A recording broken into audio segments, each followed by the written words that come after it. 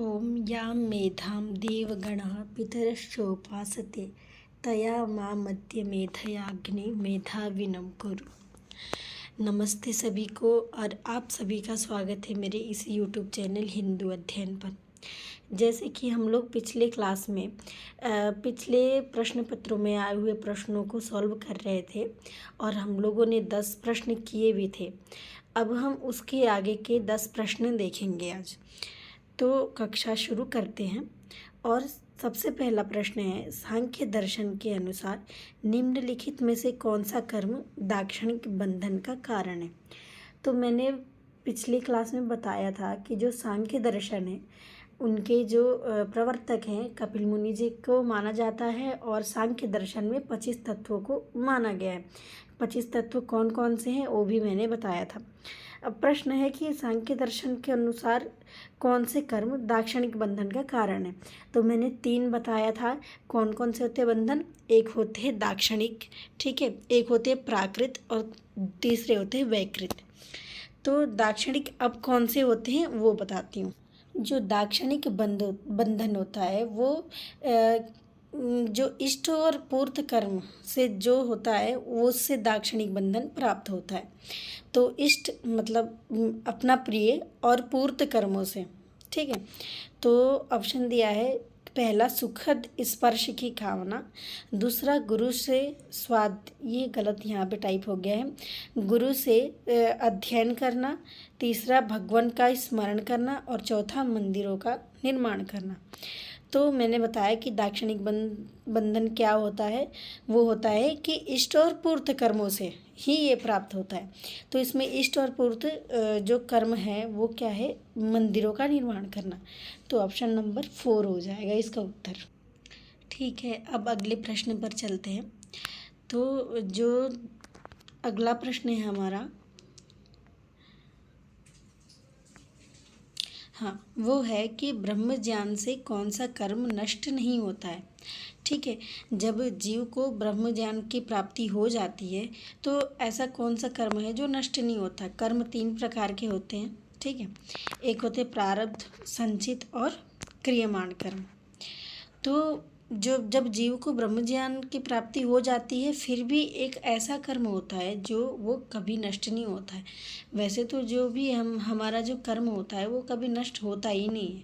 मैंने पिछली क्लास में भी बताया कि ऐसे बहुत सारे रेफरेंस हमें मिलते हैं कि जो हमारे द्वारा किया गया जो कर्म है उसका फल या कर्म वो कभी नष्ट नहीं होंगे, चाहे पृथ्वी कितने बार भी इधर की उधर हो जाए। तो ऑप्शन है प्रारब्ध कर्म, नित्य कर्म, संचित कर्म और प्रायश्चित कर्म।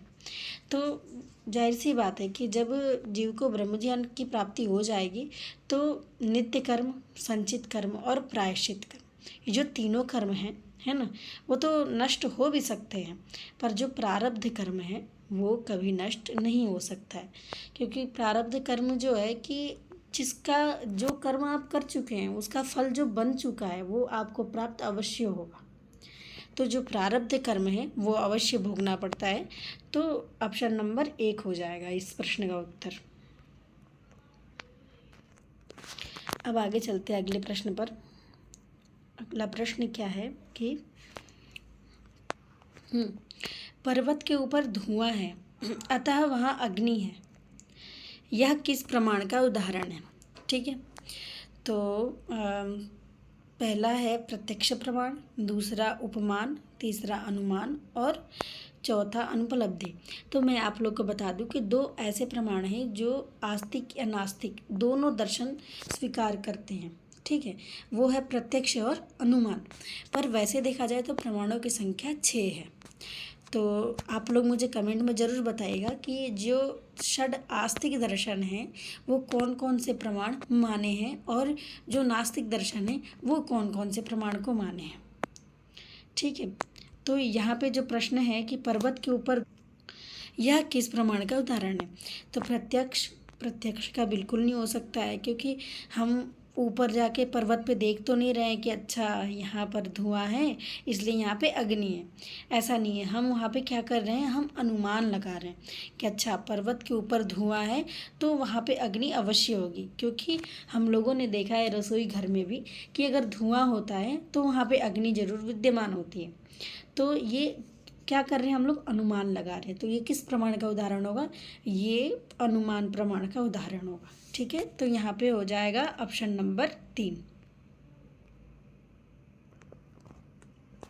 अब आगे देखते हैं।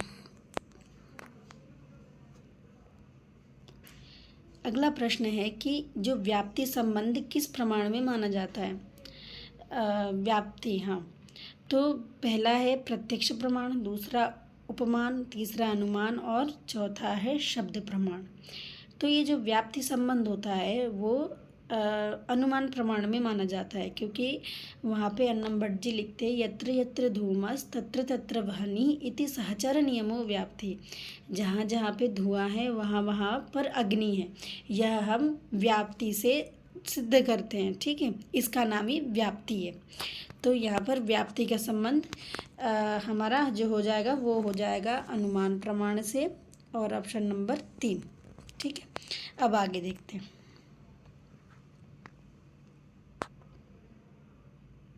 अगला प्रश्न है हमारा, किस प्रमाण को सभी दर्शनों ने स्वीकार किया है। पहला है अनुमान, दूसरा अर्थोपत्ति अर्थापत्ति होगा, तीसरा है अनुपलब्धि और चौथा है प्रत्यक्ष प्रमाण। तो देखिए, जैसे मैंने बताया कि 2 ऐसे प्रमाण हैं जिसको सभी दर्शनों ने स्वीकार किए हैं। पहला जो है वो है प्रत्यक्ष, ठीक है, एक है प्रत्यक्ष, दूसरा है अनुमान प्रमाण, ये है अनुमान। ये जो 2 हैं इनको दो इन ऐसे क्या बोलते हैं, 2 प्रमाणों को सारे दर्शनों ने स्वीकार किया, आस्तिक दर्शन ने भी और नास्तिक दर्शन ने भी, कि ये जो 2 प्रमाण है प्रत्यक्ष और अनुमान, इनको जैसे चारवाक जो 3 तो नास्तिक दर्शन है और 6 आस्तिक दर्शन है। तो जो नास्तिक दर्शन है बौद्ध, जैन और चारवाक, ठीक है, तो बौद्ध और जैन प्रत्यक्ष और अनुमान ये 2 प्रमाणों को मानता है, और जो मतलब दोनों प्रमाणों को मानता है। और जो चारवाक दर्शन है जिसको लोकायत दर्शन भी बोलते हैं, जिनके प्रवर्तक बृहस्पति जी को माना जाता है, वो जो है वो दर्शन सिर्फ और सिर्फ प्रत्यक्ष को मानता है कि जो प्रत्यक्ष दिखता है वही विद्यमान है, अन्यथा और कुछ नहीं होता है। वो ऐसा कर्म फल इत्यादि कुछ नहीं मानता है, पुनर्जन्म। तो ये जो 2 प्रमाण हैं वो सारे दर्शनों ने स्वीकार किए हैं, आस्तिक और नास्तिक। तो यहाँ पे अरे मैंने तो बताया नहीं यहाँ पे कौन सा ऑप्शन होगा।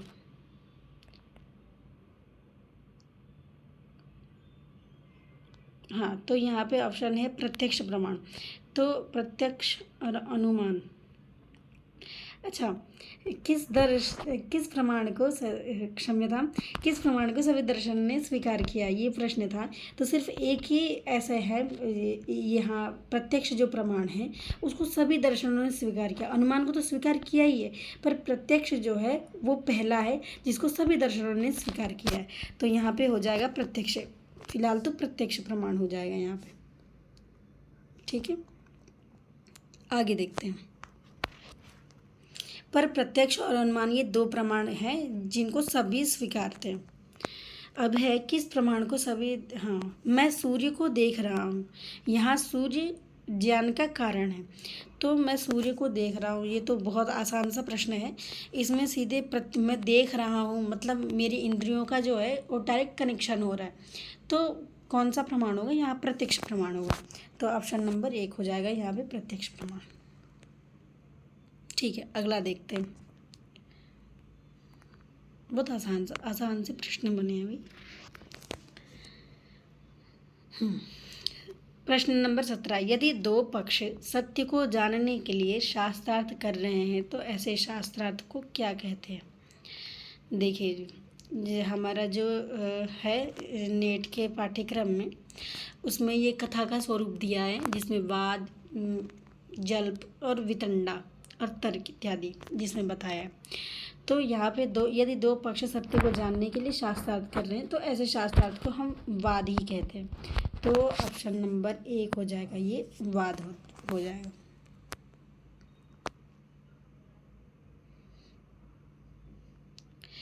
अगला प्रश्न है, वर्तमान संदर्भ में दूरदर्शन पर होने वाली अधिकांश राजनीतिक चर्चाएं किस कोटि में आती हैं? वाद, पहले है जल्प, फिर वाद, वितंडा और तर्क।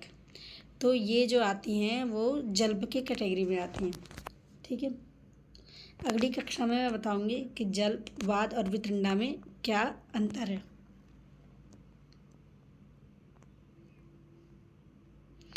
अगला प्रश्न है, अधिकरण पद्धति का कौन अंग नहीं है?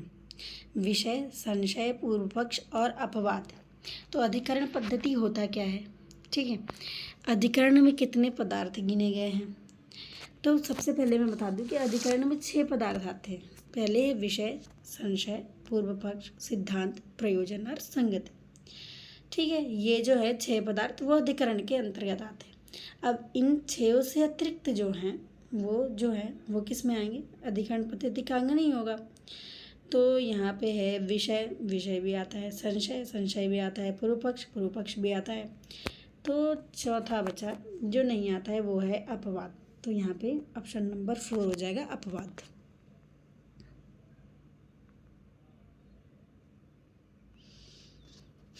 अगला प्रश्न है, 4 उपवेद होते हैं। ठीक है, अब कौन कौन से हैं? पहले ऑप्शन है गांधर्व वेद, धनुर्वेद, शास्त्रवेद, आयुर्वेद। दूसरा है गांधर्व वेद, धनुर्वेद, आयुर्वेद, अर्थशास्त्र। तीसरा है गांधर्व वेद, धनुर्वेद, आयुर्वेद और क्या ये अस्त्रवेद होगा यहाँ पे। हाँ, चौथा है संगीत शास्त्र, शस्त्र विद्या, आयुर्वेद और धनुर्वेद। तो इस प्रश्न का उत्तर मैं नहीं दूंगी, आप ही लोग कमेंट बॉक्स में ज़रूर बताइएगा कि इस प्रश्न का उत्तर क्या हो सकता है। देखो जी, 4 वेद है, ऋग्वेद, यजुर्वेद, सामवेद और अथर्ववेद, और इन चारों वेदों के 4 उपवेद हैं।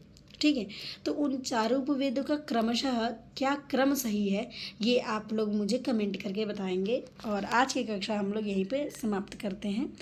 आप सभी को कक्षा अगर अच्छी लगी होगी तो लाइक, शेयर, सब्सक्राइब और कमेंट अवश्य करिएगा। धन्यवाद।